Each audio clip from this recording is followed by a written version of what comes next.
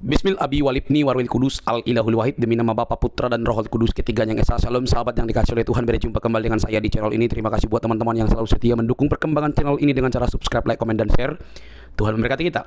Jadilah cerdas untuk menemukan kebenaran, dan kebenaran yang menyelamatkan. Tentu kebenaran yang mengeluarkan seseorang dari kegelapan. Kegelapan yang membinasakan, di mana tidak bisa keluar kalau bukan karena kasih karunia. Kali ini teman-teman, ada seorang muslimah yang dengan pedenya dia ingin melawan, membuktikan bahwa apa yang diyakininya itu paling benar, begitu ya.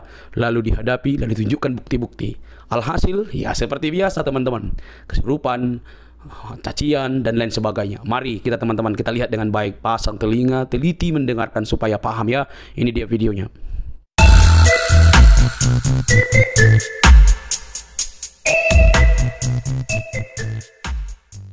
Ada yang mau ditanyakan?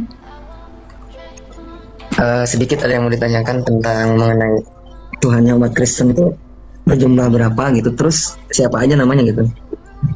Tuhan saya itu Tuhan Yesus. Satu aja, Pak. Satu aja. Untuk itu yang mengenai Roh Kudus itu apa? Roh ya roh lah, nafas. Nafas memang ada namanya, Pak. Nafas itu nggak ada nama. Kalau Bapak kan itu ada Bapa, ada Roh Kudus, terus ada Yesus, itu gimana? Bapa itu Allah, Yesus itu nama kemanusiaan. Nama kemanusiaan dari Sang Firman. Berarti itu dipisahin apa enggak? Jangan dipisahin dong, Pak. Kalau dipisahin nanti nyeri, Pak. Kalau dipisahin nanti mati, Pak. Kayak Bapak dipisahin dari rohnya, badannya, sama pikirannya. Dipisahin kan mati, Bapak. Demikian Allah kami, Pak. Allah kami itu nggak bisa dipisahin antara firman-Nya dengan rohnya. Nih, coba Bapak itu kalau dipisahin badan sama rohnya kan mati. Dipisahin dari suaranya, dari pikirannya, Bapaknya bisu. Kalau Allah kami ini satu punya firman, punya roh. Itu Yesus itu firman-Nya. Roh Kudus itu adalah nafasnya Allah kami. Jadi Allah kami satu yang memiliki firman dan satu yang memiliki roh. Jadi ketika pas di dalam kandungan terus pas lahir itu berarti udah menyatu tuh ke situ. Gimana itu? Menyatu ke situ mana tuh, Pak? Ya kan Yesus itu pernah dilahirkan, terus pernah masa-masanya anak, masa-masanya remaja. Nah pas itu sang Bapak itu gimana itu? Sang Bapaknya kenapa memangnya? Ya dia ada di dalam Yesus apa di mana, di surga? Yesus itu ada di surga dan ada di bumi, Pak. Kan tadi udah saya bilang, Yesus itu adalah firman. Yesus itu nama kemanusiaannya yang dilahirkan Maria. Kalau keilahiannya itu ya di surga, satu dengan Sang Bapa. Ya berarti membelah diri gitu ya. Gimana cara Anda membelah diri, Pak?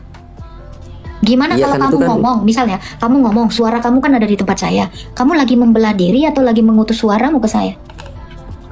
Iya, lagi mengutus suara. Tapi maksudnya kira-kira kan bedanya. Kira-kira kalau suara Bapak udah ada di rumah saya, Bapak udah nggak ada lagi suaranya di tempat Bapak? Ya ada. Ya berarti itu namanya membelah diri nggak, Pak? Ya enggak. Nah, ya udah, sama seperti Bapak mengutus firman-Nya ke dunia. Firman-Nya itu ketika diutus ke dunia tetap satu di dalam Bapak dan satu di dunia.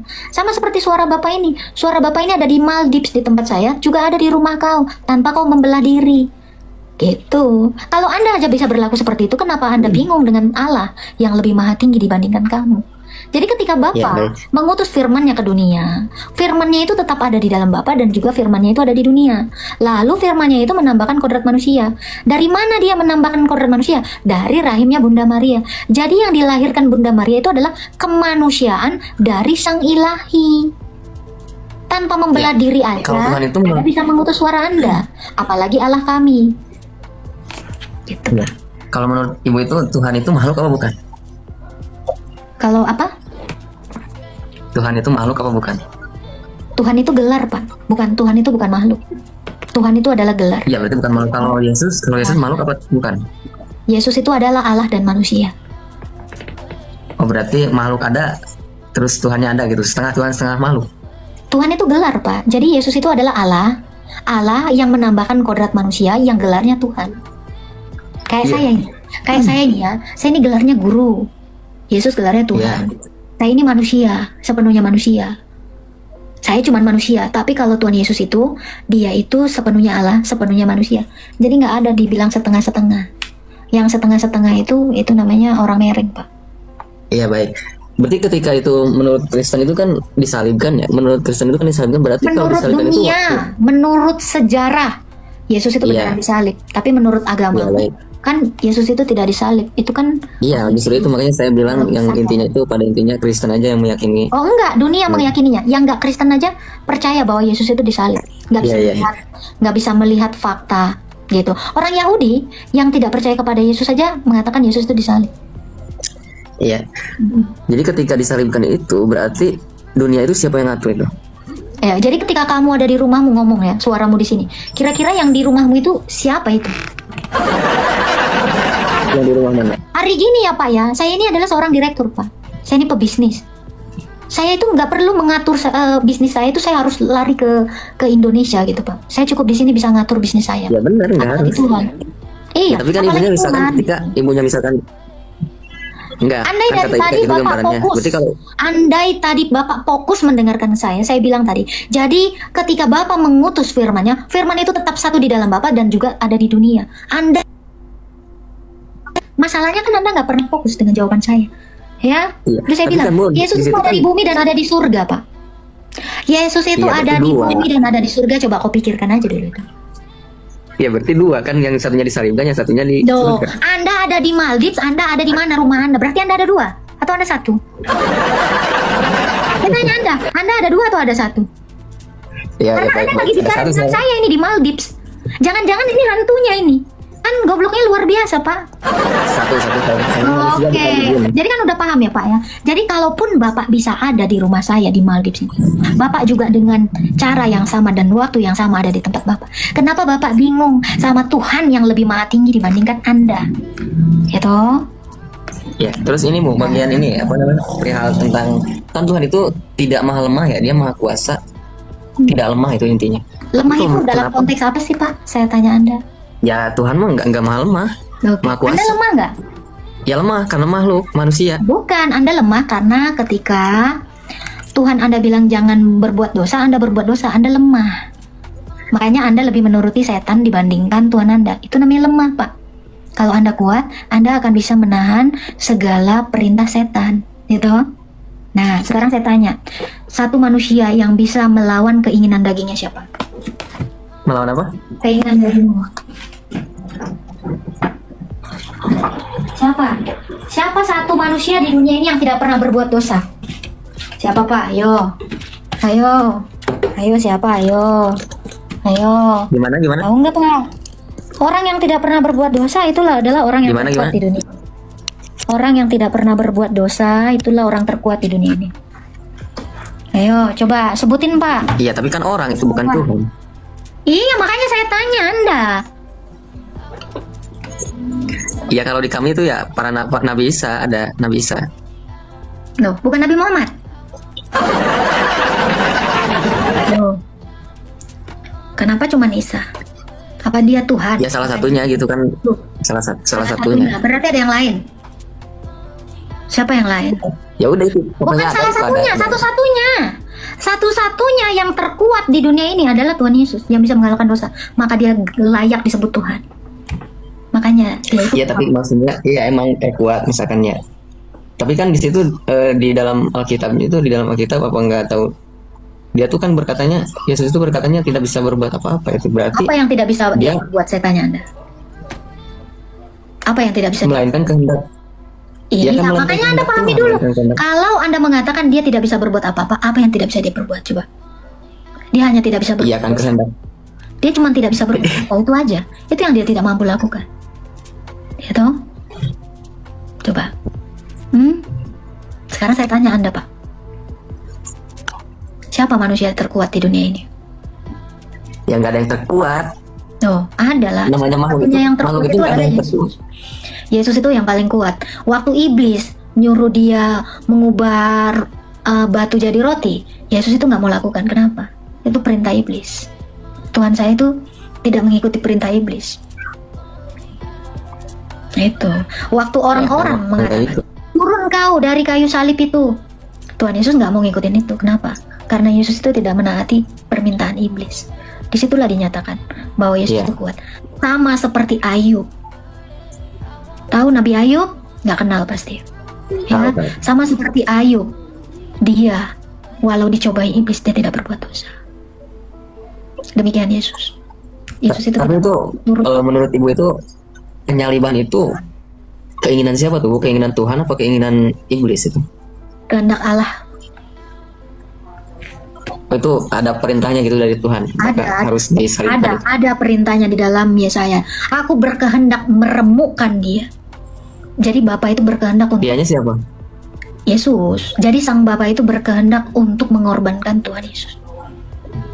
Oh, mengorbankan anaknya. Iya, supaya manusia di dunia ini bisa diselamatkan. Karena kalau dia tidak berkorban, tidak ada yang selamat di dunia ini. Semuanya auto neraka. Ya baik. Terus mengenai ini Bu, mengenai makhluk yang apa ya itu dia apa ya terorisnya itu? Apa tuh? Yang makhluk menyerupai domba terus bertanduk 7 itu terus bermata 7 itu gimana? Di mana itu? Hubungannya sama Yesus itu apa? Dalilnya itu di mana? Makhluk. Dalilnya Ada itu, pokoknya Bu, saya lupa lagi tuh. saya nggak bisa menerangkan sesuatu yang tidak jelas. Oh, berarti Ibu gak tahu ya? Bukan nggak tahu, Anda juga harus tahu. Kalau saya tahu benar, karena Anda mengatakan makhluk, maka tidak ada kata makhluk di situ. Oh, terus apa Bu katanya? Anda cari tahu sendiri, karena ini kan narasi Anda yang harus Anda pertanggungjawabkan. Ya, apa ya? Bukan Yesaya, bukan itu. Gimana Pak? Ya udah, kalau nggak tahu Pak. Saya tahu, Anda yang tidak tahu.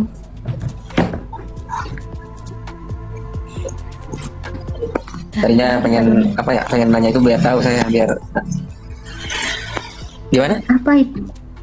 Ya kalau Anda tidak tahu pertanyaan Anda, apa yang mau saya jawab?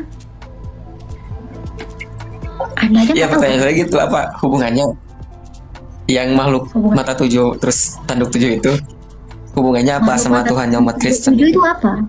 Loh, makhluk tanduk tujuh dan mata tujuh itu apa? Gimana tuh? Iya justru itu.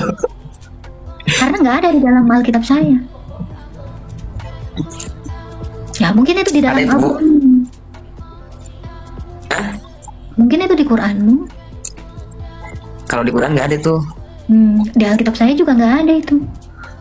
Makhluk Ada. mata tujuh tanduk tujuh. Nggak ada di Alkitab saya. Kalau ada silakan buktikan. Saya nggak ini gue nggak bisa carinya soalnya ini handphone saya satu sekarang. Berarti Anda tidak bisa membuktikan. Terus untuk ini Bu, untuk Apa tuh? kan Yesus itu pernah hidup ya kalau menurut Kristen itu kemanusiaannya ya di tengah-tengah Bani Israel. Itu dia melakukan perintah Tuhan itu apa aja? Iya Tuhan. Enggak melakukan perintahnya apa aja? Kebiasaan hidup. Nah, apa tuh? Melakukan Ada pernah nggak Yesus maksudnya ke gereja gitu? Ada nggak? perintah apa? Siapa yang memberi perintah? Enggak maksudnya Yesus itu pernah ke gereja apa misalkan Yesus pernah ke gereja. dibaptis? Gereja Iya, itu saya, gitu. Pak. Gereja itu adalah orang-orangnya.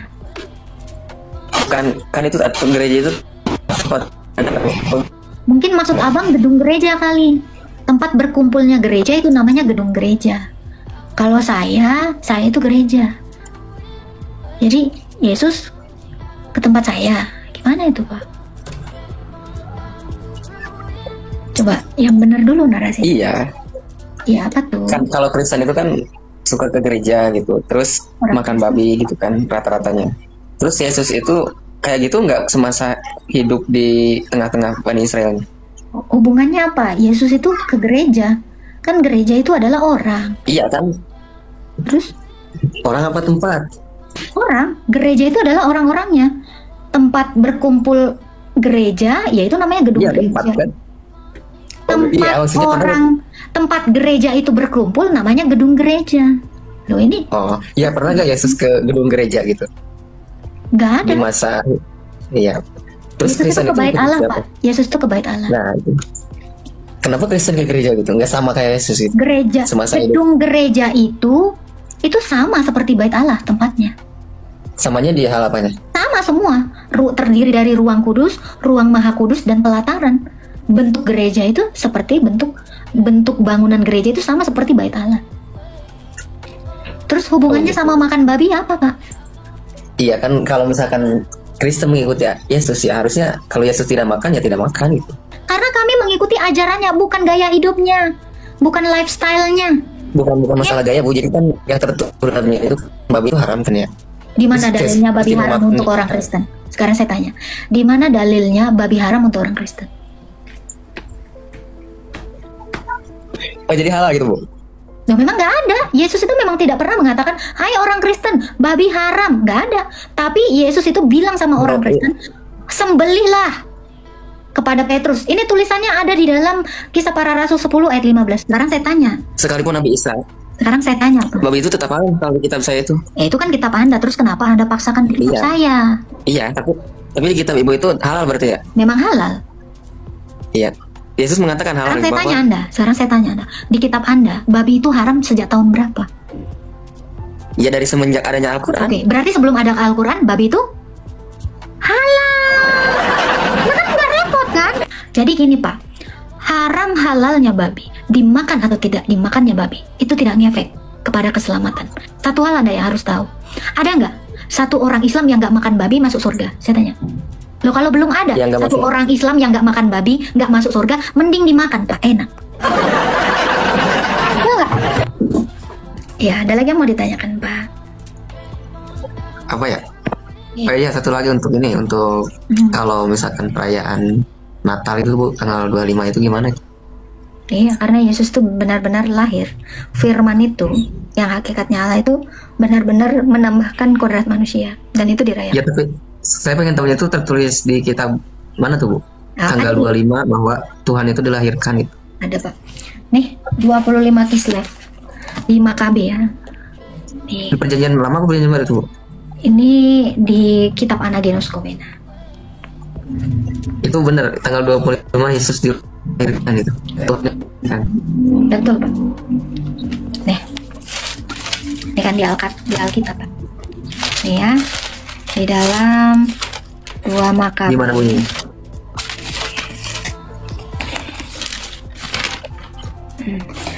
Oh, 1 Makabe 4 ayat 59. Ya. Lalu Yudas dan saudara-saudaranya dan segenap umat Israel menetapkan bahwa setiap tahun hari-hari pentahbisan Mesbah Allah itu harus dirayakan dengan gembira dengan sukacita selama 8 hari yang dimulai dari hari ke-25 bulan Kislev. Kislev itu Desember. Ini ayat. Sampai 8 hari, masuklah itu ke tanggal 1, dari 25 ke tanggal 1 itu 8 hari. Makanya tahun ini dikenal sebagai tahun Masehi. Karena baru dimulai dari kelahiran Yesus dan penyunatan Yesus. Catat Pak, 1 Makabe 4 ayat 59. 1 Makabe. Ya, Makabe berapa? 1 Makabe 4 ayat 59. Oh jadi nggak ada hubungannya gitu sama. Tapi itu perayaannya Bu sama masa zamannya Romawi itu. Lah ini lagi di masa zamannya Romawi, lagi dijajah sama Romawi nih. Nih, kalau dibaca dari ayat satunya, Alexander Agung dan para penggantinya ya. Alexander putra Filipus dari Makedonia datang ke negeri Kitim mengalahkan Darius raja Persia dan Media. Lalu ia menggantikan raja tersebut. Sebelum Alexander sudah menjadi raja negeri Yunani, lalu ia melakukan banyak peperangan termasuk salah satunya datang ke Israel. Baca aja nih Pak kitab Makabe. Enggak, sama nggak pelajaran itu sama. Udah cukup Al-Quran aja sama. Oh iya. Berarti itu nggak ada hubungannya sama. Oh jadi ada hubungannya gitu sama Tuhannya Saya baca ya. si. Dari para penguasa itu keluarlah suatu tunas yang jahat. Antiochus Epiphanes, putra Raja Antiochus, yang pernah menjadi sandera di Roma.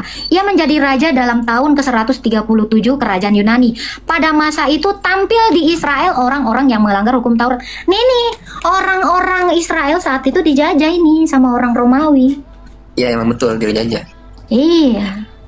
Iya, makanya si Don Ditan agak blunder, dia mengatakan di Yeriko ada pohon kurma. Siapa yang tinggal di Yeriko? Siapa yang lahir di Yeriko? Makanya aku waktu dengerin podcast si Don Ditan, ketawa-ketawa gitu sambil guling-guling.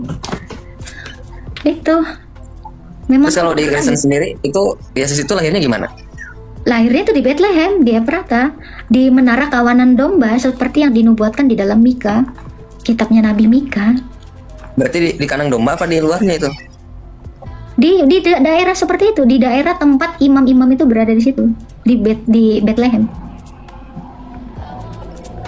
Dia lahir di Palungan. Iya ya. Itu Bu, saya mah yang belum ininya pengen tahunya itu yang tanduk 7 mata 7 itu Bu. Kenapa? Tanduk 7 di mana? Itu apa Bu? Ya saya nggak tahu. Anda menertawakan yang saya nggak tahu. Ya saya gimana mau ketawa? Anda ketawa dengan ketidaktahuan Anda. Anda aja nggak tahu di mana. Itu. Apa ya? Lupa lagi saya. Kemarin tahu tuh. Nah, cari tahu lah. Maksudnya saya gini, tiap orang tiap yang beragama pasti mempunyai Tuhan Ibu. Nah, tapi di Kristen itu mempunyai itu nggak malaikat? Abang punya Tuhan seriusan? Tuhan Ya, abang, karena gini bang, Tuhan itu adalah gelar untuk manusia bang. Jadi abang punya Tuhan Enggak, serius? kalau di saya enggak. Kalau di Islam itu enggak buat manusia. Tuhan itu Coba baca surah Yunus 90. Di situ ya, tuannya Yusuf itu dipanggil Rob, dipanggil Tuhan loh. Ya, kalau Tuhan beda. Tuhan sama Itu Tuhan Rob beda. loh. Coba bahasa Arabnya Tuhan apa? Iya, Rob. Lah itu coba baca surah Yunus 90 itu tuannya si Yusuf dipanggil Rob. Makanya Ya, saya Rob. bilang mungkin nggak orang Islam punya Tuhan karena Tuhan itu disematkan kepada manusia. Iya itu menurut ini keyakinan Kristen. Kalau di Islam enggak. Ya coba baca surah Yunus 90. Di situ kenapa majikannya si Yusuf itu dipanggil Rob. Berarti ada berapa Rob itu? Makanya saya bilang memangnya di dalam Islam ada Tuhan. Oke, kalau abang punya Tuhan, Tuhannya siapa bang? Namanya? Ya Tuhan mah yang Maha Esa, satu, Allah Subhanahu Wa Taala. Kalau di Islam Oh, Tuhan punya nama bang? bukan nama, emang gitu. Oh, oke. Jadi kalau ditanya man robuka, siapa Tuhan? Siapa? Iya, Allah Subhanahu Wa Taala. Oh, jadi Allah punya nama. Nabinya Muhammad SAW. Ini saya tanya, ditanya man robuka, bukan man ilahiyuka. Kan saya bingung. Kalau Anda punya Tuhan dan menyebutkan Tuhan Anda adalah Allah namanya Allah ya betul? Iya bang. Iya. Kenapa Allah itu seperti saya punya nama? Ya itu dari Qurannya Bu. Emang kayak gitu. Gak usah dipermasalahkan kalau itu mah. Loh, sekarang gini bang, kalau Tuhan punya nama, apa bedanya Tuhan dengan saya? Ya beda jelas lah. Kalau Tuhan itu tidak buang air kecil, tidak buang air besar, tidak tidur, tidak lupa. Banyak. Saya tanya, batu itu juga tidak buang air besar, tidak tidur, tidak lupa. Batu itu nggak tidur bang, nggak Tapi kan lapar, tidak nggak biasa berbuat- kencing, nggak lupa juga Bukan. batu bang. Kok udah Tapi sampai kan tidak bisa berbuat apa-apa. Kalau batu tidak bisa berbuat apa-apa, diinjak ya diam. Belum ada alam semesta udah ada Tuhan itu. Allah Subhanahu Wa Taala itu udah ada. Siapa yang nyembah Allah Subhanahu Wa Taala di abad 1? Belum ada yang beragama Islam. Allah belum disembah. Di abad 1 Di abad 1 belum ada agama Islam bang. Itu Nabi Adam, Nabi Adam itu kan awal manusia itu Nabi Adam. Adam itu siapa? Nabi Adam sih. Nabi Adam itu nabi saya, nabi umatnya Islam. Kalau dia nabi diutus kepada umatnya dong berarti. Sekarang saya tanya, Iya, tapi kan waktu Adam diciptakan, kan Islam mengimani siapa itu. umatnya? Saya tanya, waktu Adam dijadikan nabi, siapa umatnya? Wong dia baru sendirian di dunia ini. Mana umatnya? Namanya nabi itu diutus kepada umatnya. Loh, siapa? Orang dia cuma sendirian. Siapa umatnya? Berarti dia bukan nabi dong. Ya pada mulanya sendiri Bu. Terus ada diciptakan Hawa jadi berdua di situ. Terus mana Beranak itulah umatnya? di situ.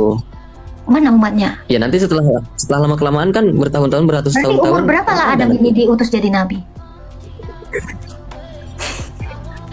Umur berapa Adam ini diutus jadi nabi? Jangan nanya umurnya Bu. Kan saya hidupnya juga masih berapa puluh tahun Nah, sekarang. makanya kenapa Adam dibikin menjadi seorang nabi padahal dia bukan nabi. Ya itu udah ketentuan Tuhan kan. Kalau Tuhan itu kan emang ada ininya, Jangankan ke harus ada Adam, utusannya. Bang, jangankan ke Adam. Malaikatnya ada, nabinya ada. Itu kan cerita di abad 7 Bang. Ya tak? Iya. Ya, sekarang saya tanya. Tapi malaikat itu sama Nabi duluan malaikat, Ibu. Oke. Emangnya Nabi mau pernah ketemu malaikat? Ya pernah, Ibu. Oke. Kalau memang Nabi mau pernah bertemu dengan malaikat, berarti harusnya Nabi ini menceritakan seperti apa rupa malaikat itu. Kalau memang beneran ketemu, ya kalau nggak, Apanya? saya tidak tahu. Ya kan? Tapi Bang, pertanyaan saya gini ya Bang ya. Abad 1, siapa yang udah beragama Islam Bang? Bangsa mana yang Gimana? Nge-lag Bu barusan ininya. Ya, abad 1, siapa yang udah beragama Islam Bang? Bangsa mana yang udah beragama Islam? Dulu bukan Islam, Ibu, Muslim. Ya, siapa yang beragama Muslim? Dulu Muslim, kalau Islam. Iya, satu bangsa yang beragama Muslim ini siapa Bang? Ya kalau untuk dulu itu saya kan kurang mengetahui juga. Namanya siapa, terus keluarga siapa, kan nggak tahu. Karena memang sejarah dunia ini tidak pernah mencatat ada orang yang beragama Muslim atau beragama Islam di abad itu. Ini fakta. Bahkan Musa aja nggak pernah mengaku dia Islam. Apalagi Yesus. Ya emang Islam, Bu. Apalagi Emang kata Yesus. Islam itu. Iya, tapi maksudnya gini. Pokoknya jadi apa ya? Jadi apa? Menandakan dia itu Muslim, dia itu Islam. Lihat aja pekerjaannya dari zaman dulu sampai sekarang. Loh. Misalkan ada puasa, ada Saya bersuci. tanya Anda, syarat masuk Itu, Islam Bu. apa Bang? Syarat masuk Islam apa? Ya harus syahadat awal mulanya. Nabi mana yang mengucapkan 2 kalimat syahadat Bang? Saya mau tahu juga itu Bang. Nabi mana yang mengucapkan 2 kalimat syahadat yang udah Ya kan kalau umat Nabi Muhammad itu, Bu, umat yang yang kesini jadi harus mengucapkan 2 kalimat syahadat itu ada Nabi Muhammad sama Tuhan, sama Nabi Muhammad. Berarti Islam itu baru ada di abad ke-7. Apa? Untuk Nabi Adam sampai itu Idris, Nuh, Soleh kesininya itu nggak usah ngucapin gitu kan, dia udah menjadi nabi, udah dijadikan nabi. Tuh. Sekarang saya tanya, itu ketentuan apa? Dari mana itu ketentuan seperti itu? Hah? Itu dari Tuhan, Ibu, langsung tuh Ya, melalui itu kan perantara malaikat langsung Ini, Bang. dijadikan Ini, Al-Quran. Gini Bang, pengikutnya Isa ada nggak? Jangan kan jauh banget ya. Pengikutnya Isa ada nggak yang beragama Islam? Saya tanya dulu deh. Itu dulu aja. Ada nggak pengikut Isa ini yang beragama Islam? Iya. Kalau pengikutnya Isa aja nggak ada yang beragama Islam, gimana Isanya beragama Islam? Kan ini blunder. Justru Bang. Nabi Isa itu Cocokologi yang mana?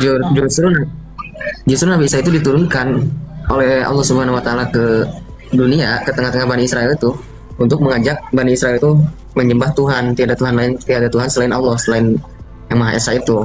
Tapi itu si umat Israelnya itu yang nggak mau Sekarang saya tanya. menyembah Tuhan yang disembah Nabi Isa. Tadi abang bilang nama Tuhan abang itu Allah. Coba saya tanya, orang Israel mana yang bertuhankan Allah? Karena orang Israel tidak mengenal kata Allah. Yes, no? Jadi sebenarnya yang disembah oleh orang Israel itu ya bukan Allah Anda, karena orang Israel tidak pakai bahasa Arab. Ya. Iya, tapi kan dia tujuannya sama. Oke, sekarang saya tanya, Tujuannya apakah Allah ganti nama? bukan ganti nama, dia yang nyebutnya yang beda. Loh, Allah itu kok satu, bisa? itu yang itu. Oke, Dari sekarang awal mula- kalau di Indonesia, Allahmu namanya siapa? Kenapa dia nggak ganti nyebutnya lain? Itu dia nyebutnya di Arab. Harusnya di Indonesia disebutnya Gusti dong. Ya kan? Harusnya kan seperti itu. Karena nyebutnya. Berarti di sini Kan ngikutin. Anda jangan manggilnya bahasa Arab dong. Ngikutin pedoman, yang ngikutin kitab yang dianutnya sebagai kiblatnya. Kalau Dikit gitu, kalau ngikutin kitabnya, harusnya orang Arab pakai kitabnya orang Yahudi, pakai bahasa Yunani dong. Kan kalau ngikutin Yang enggak, lah. Sekarang kan gini, abang kan orang Indonesia, ngikutin orang Arab, kayak bahasa Arab, manggil nama Allah dengan sebutan Arab. Harusnya ya sebelum Kan Qurannya adanya juga Arab. kearaban ke Yahudi-Yahudian dong. Gimana? Ya tadi itu orang Yahudi juga pakai bahasa Yahudi. Tulisannya Yahudi. Mana Gitu. ada tulisan Yahudi, Bang? Tapi Yahudi itu tulisan. nama bangsa, Bang. Tujuannya Yahudi itu bukan tulisan, Bang. Loh, kok bisa Ya, Anda tahu? bukan, tapi Dari maksudnya, mana Bang. ada tulisan Yahudi? Sejak kapan ada tulisan Yahudi, Bang? Maksud saya bukan tulisan Yahudi, ya di masanya itu tulisannya pasti beda. Ya bahasa-bahasanya beda. Sekarang gini saya tanya, Nama itu berubah nggak? Kalau abang ke Arab nama Doni jadinya Doniolo gitu kah? Apakah berubah bang nama? Kalau nama berubah nggak? pasti. Kalau hah? Berubah. Berarti kalau Allah di dalam bahasa Arab, bahasa Indonesianya apa? Gusti. Lo kan berubah kata abang. Saya ini lagi di Maldives. Ketika saya ke Inggris, tetap nama saya itu adalah Agatha. Gak akan berubah bang. Demikian nama Allah. Kalau memang Allah itu adalah Allah yang disembah orang Yahudi, harusnya namanya jangan ganti dong. Iya, kalau itu kayak gitu mah jadi berbelit-belit. Loh, Jadi bukan kalau berbelit-belit. simpelnya- Konsistensi suatu agama itu harus ada, jelas dari abad ke abad.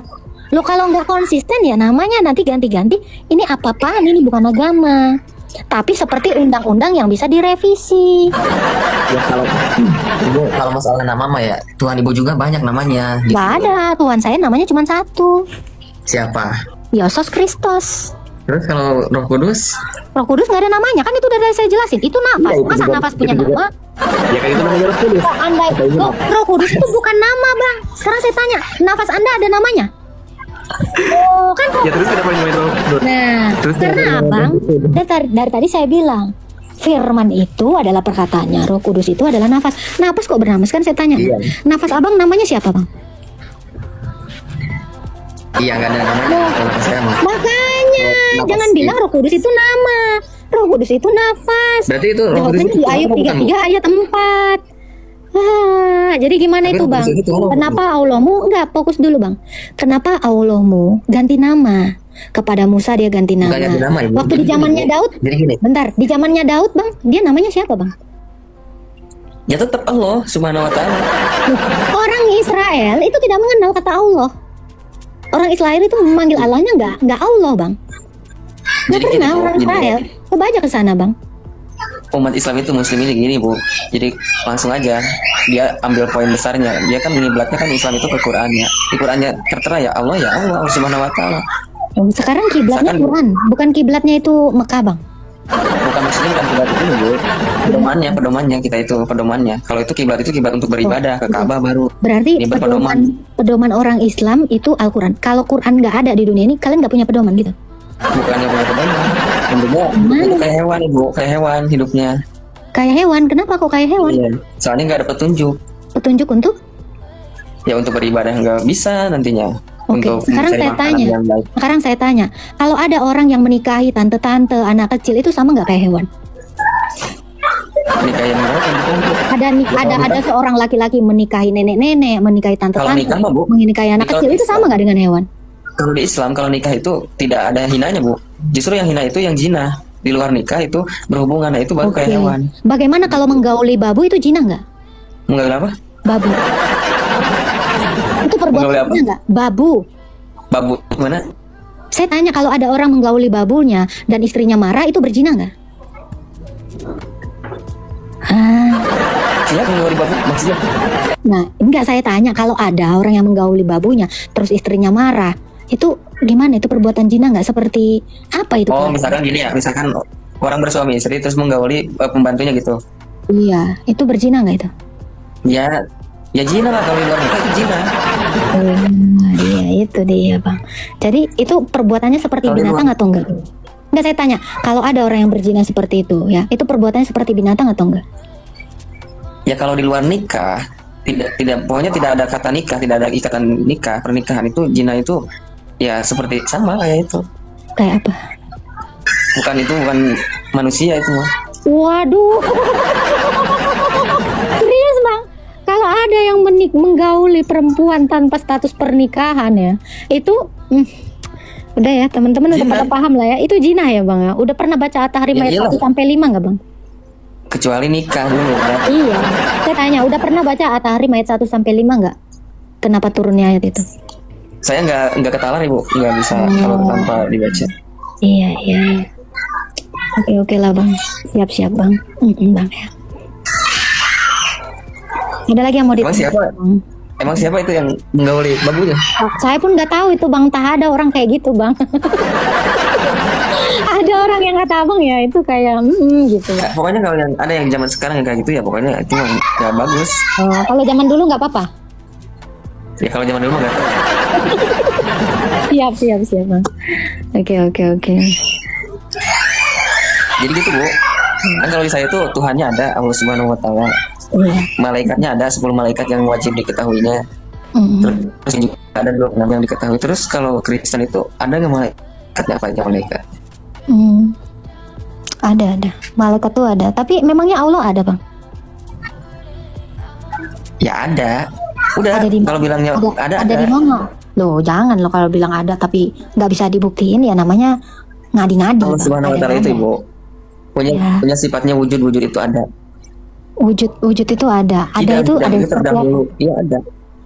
Iya, Ya ada, nggak seperti apa? usah harus dibuktiin jadi manusia, nggak usah. Kita bisa bernapas itu yang ngatur siapa, kita bisa berbicara itu yang ngatur siapa, ada yang mengendalikan. Loh, jadi kalau Anda berbuat dosa yang mengendalikan Tuhan Anda? Ya yang ininya mah ya menggerakkannya mah, kan kita mah tidak Waduh. ada daya apa-apa. Jadi kalau berdaya. misalnya ada yang mencuri, yang menggerakkan juga Allah gitu. Waduh, serius Bang? Iya, tapi kan manusia itu dikasih gitu ya, dikasih tangan, dikasih kaki, dikasih lidah itu kan selain itu kan dikasih otak juga, dikasih pikiran. Jadi harus memilih mana yang baik, mana yang benar, mana yang buruk. Jadi Terus yang kan di balik manusia juga kan, di balik akalnya itu ada setan juga, ada sarang setannya, ada nafsunya itu. ada sarang setan. Kalau Iya. sarang semut ada nggak Bang? Kalau sarang semut mah nggak ada. Waduh, oke siap Bang ya Bang. Jadi kalau manusia itu kalau udah keluar nafsunya ya udah setan yang menguasainya, yang menguasai pikirannya. Berarti kalau orang seperti itu sudah tidak menuhankan Tuhan lagi ya? Bukan tidak menuhankan. Dia kalau lagi nafsunya keluar misalkan tidak bisa kontrol ya. Itu dia mengikuti perintahnya setan. Ya kalau sudah mengikuti perintah setan berarti dia jadi hamba setan dong, betul nggak?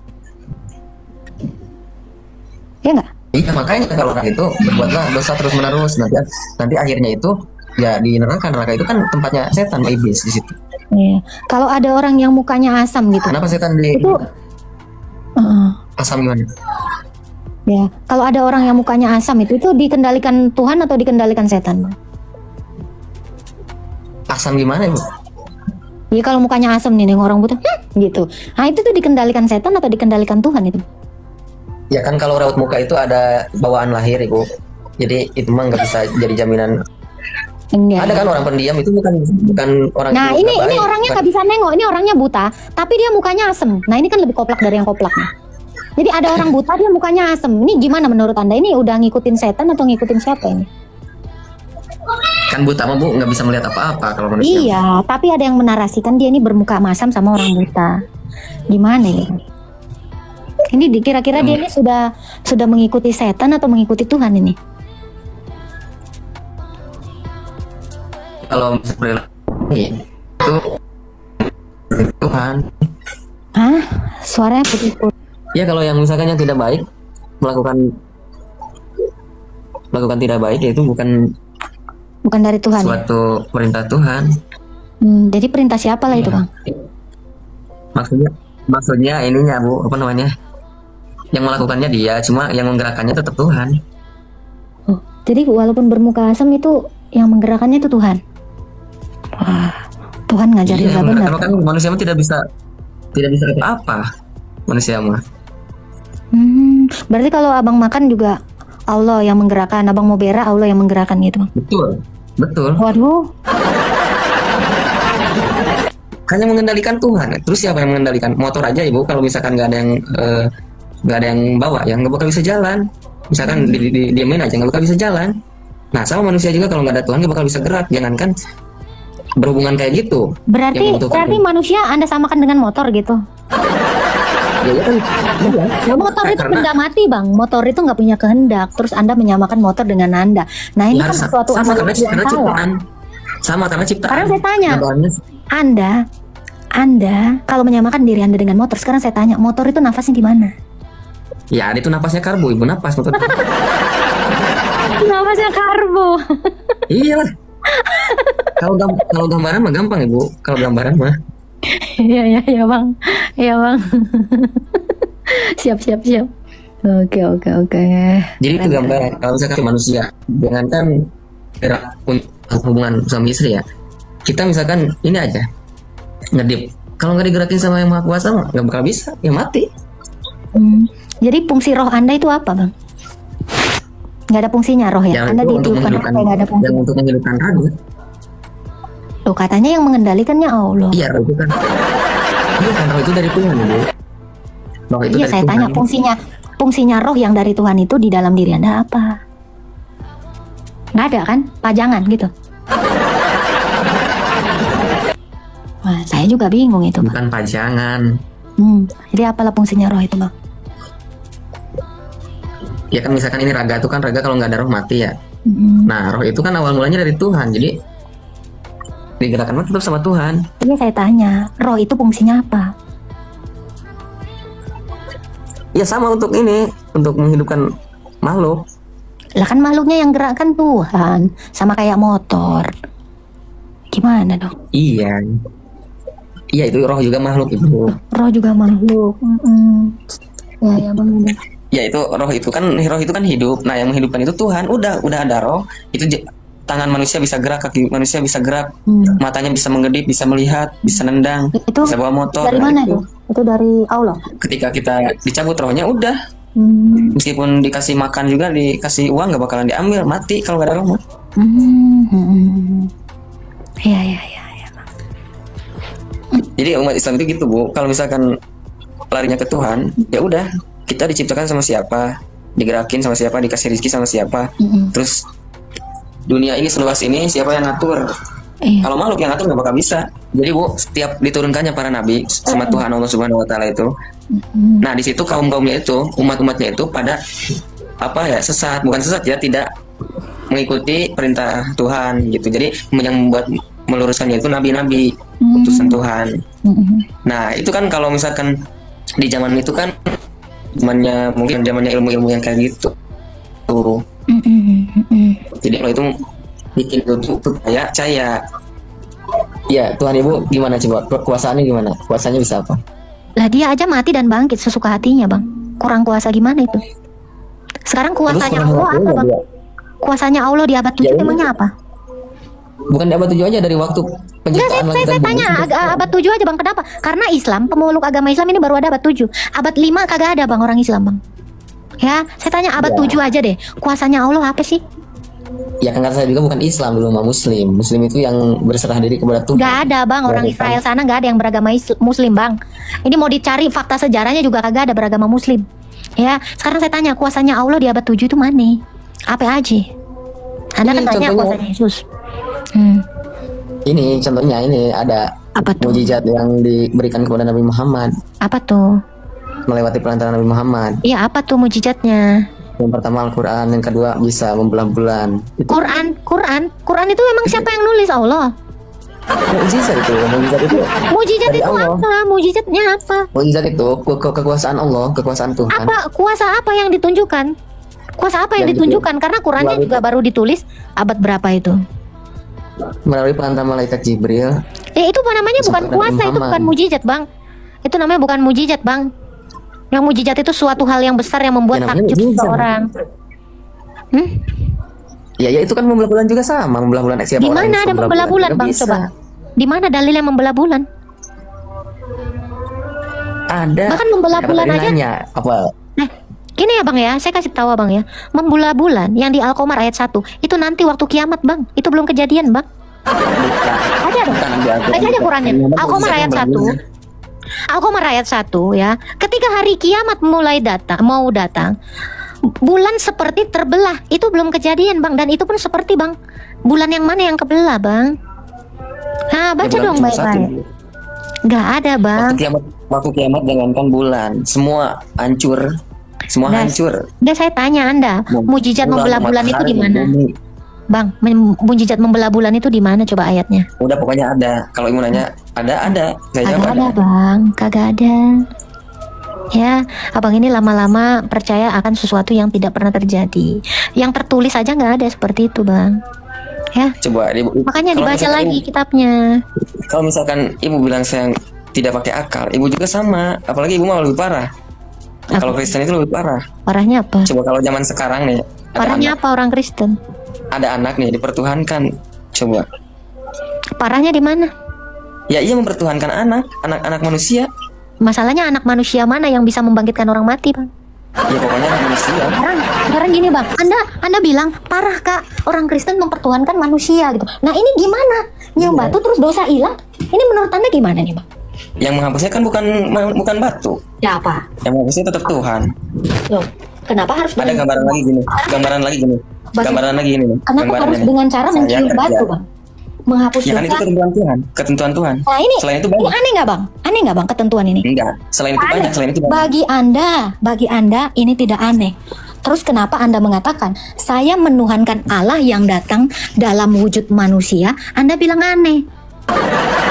Gitu nggak Ya bang? kan saya mah kan tidak mempertuhankan batu itu. Kalau ibu, sedangkan ibu mempertuhankan yang Sekarang saya bisa tanya, terus yang mempertuhankan yang bisa anak menghapus manusia. dosa siapa bang? Yang menghapus dosa itu Tuhan Allah Subhanahu Wa Taala Oke. melalui pekerjaan. Kalau begitu kenapa dengan cara mencium batu dosa dihapus? Selain juga banyak bu yang dosa itu selain mencium hajar aswad, itu bisa juga dengan kita bersedekah, dengan kita berkurban, bisa itu menggugurkan dosa. Sekarang saya tanya Anda, dengan Anda bersedekah, dengan Anda berkurban, dosa Anda terhapus. Cara menghapusnya gimana itu? Ngasih sedekah, dosa dihapus. Ngasih sedekah, dosa dihapus. Seperti apa cara kerja Allah? Apakah Allah begitu bilang, tugasnya pokoknya itu. kalau kau sedekah, dosa dihapus, itu gimana cara kerjanya? Iya kerjanya bukan cara kayak makhluk, Bu. Bukan cara kayak makhluk. Itu nanti ada tertulisnya di situ. Jadi nanti di situ ada timbangan amal baiknya misalkan 80%, timbangan buruknya 20% misalkan. Nah Katanya itu udah kita dihapus. masuk ke surga. Katanya udah dihapus, kok Timbang. masih ditimbang? Ya kan misalkan dosa manusia itu banyak Ibu. Misalkan dosa manusia itu 1000.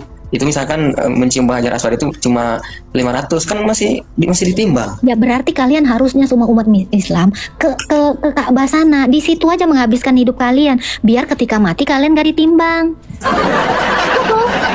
Biar di situ aja setiap kalian bikin dosa, cium lagi. Diam di situ. Tiap Jadi bikin dosa, misalkan yang cium punya lagi. istri nggak usah Kenapa Nah, kerja gitu. ya nggak usah, kan lebih bagus itu toh. Bener Ya, nggak? tapi kan kalau di Islam itu kalau bisa nggak menafkahi istri itu hukumnya zalim, dosa juga gede.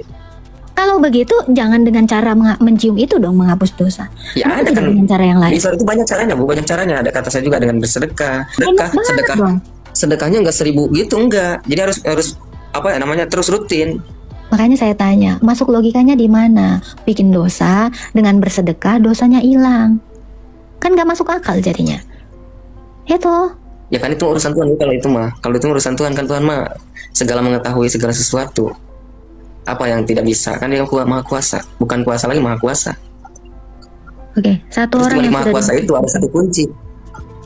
Di balik maha Nah, kuasa itu ada yang sifat mustahilnya, tidak serupa dengan makhluk. Abang dari tadi ngomong kuasa, tapi apa kuasanya? Mengatakan Maryam nggak punya anak menunjukkan kuasanya, tapi ditunjukkannya sama orang Yahudi. Yang mau diyakinkan orang Arab, kan nggak nyambung. Gitu. Ini bang dari tadi, ya mau kuasa kuasa apa? Saya nggak melihat. Gitu loh bang. Kan ini mah kayak apa ya tadi saya bilang. Gitulah bang. Kurang lebih gitulah ya bang ya. Mohon maaf lahir batin ya bang Donia. Saya juga bingung bang. Abang bingung, saya lebih bingung bang.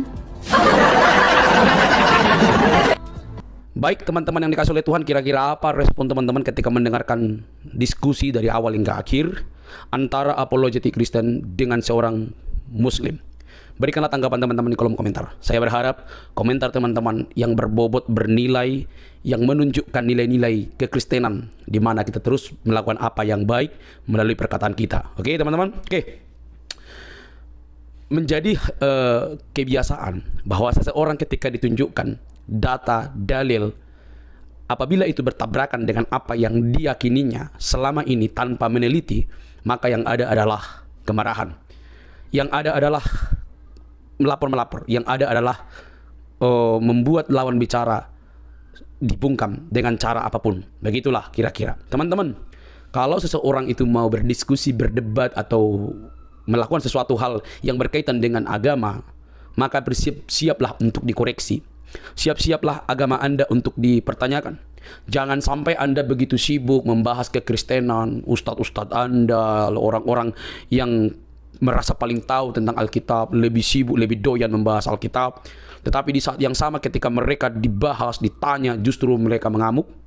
Jangan tampilkan lagi mental-mental seperti itu yang sudah-sudah, supaya kelihatan dewasa, dan jangan pernah menjadi kekanak-kanakan dalam berargumentasi. Kalau kalah, kalau nggak tahu, bilang nggak tahu, supaya Anda diberi kesempatan untuk belajar, untuk mencari tahu. Mestinya seperti itu. Nah, teman-teman, kalau kita mendengar dari diskusi tadi, satu kesimpulannya, bahwa Muslim itu tidak bisa menjawab. Bahkan ketika disodorkan untuk masuk ke dalam jalan keselamatan, jalan yang lurus, maka dia dengan pede berkata, Anda aja tidak yakin, dan lain sebagainya. Loh, orang Kristen itu yakin, dijamin dia oleh karena anugerah dalam Kristus. Kamu mengatakan Tuhan disalib, pemikiranmu pun keliru. Tuhan itu tidak pernah disalib. Yang disalib itu kemanusiaan daripada Yesus. Tuhan itu tidak bisa mati. Yang mati itu adalah kemanusiaannya. Paham sampai situ? Ya, nggak paham lah, karena memang tidak sanggup kalian menalar itu. Di sanalah Kristus disalibkan untuk mati bagi umat manusia. Jadi ketika diberikan sebuah argumentasi yang logis, jangan buat argumentasi yang sangat dangkal. Jadi jangan modal PD tanpa ilmu, begitu. Nah, teman-teman, kalau kita mendengar ya, akhirnya apa coba yang terjadi? Ya, akhirnya saling yang nggak benar lah yang keluar gitu loh. Ngejek dan sebagainya. Hal yang nggak harusnya ada menjadi ada oleh karena apa? Ketidaksiapan untuk beri jawab. Coba kalau semua pikirannya terbuka, mau meneliti, mau menerima pandangan yang mungkin sekalipun keras begitu ya, kemungkinan akan semakin dewasa, kemungkinan akan semakin mengerti apa yang kita imani. Misalnya dipertanyakan tentang kronologi kitab suci. Kalau kalian tidak tahu, ya udah, saya cari dulu. Misalnya kronologi bagaimana terjadinya membela bulan, begitu ya. Cari.